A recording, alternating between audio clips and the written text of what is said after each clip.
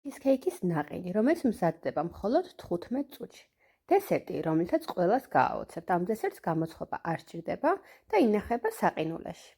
ჩიზქეიქის ფორმაში მოათავსეთ პერგამენტის ქაღალდი, დახურეთ ფორმა და ამოჭერით ზომაზე.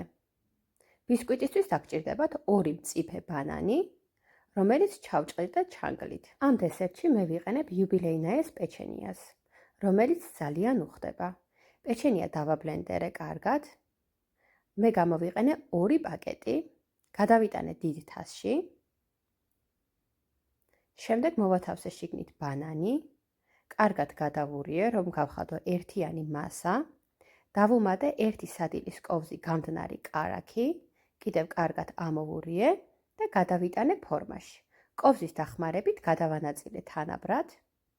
შიგთავსისთვის დაგჭირდებათ 600 გრამი ხაჭო, 15 ცალი ფინიკი და სადღაც 400 გრამი მაწონი.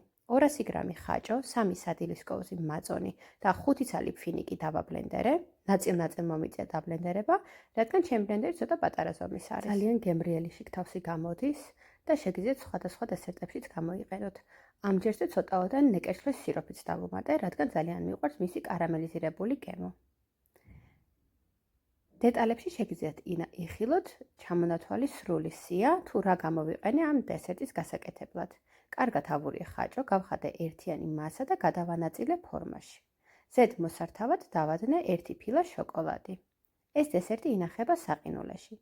თუ დღეს ვაპიროთ მირთმევა, 3 საათი სავსებით საკმარისია გასაციებლად. თუ ხვალ მიირთმევთ, 2 საათით ადრე ამოიღეთ, რომ დაჭრა გაგიმარტივდეთ. გემრიელად მიირთვით.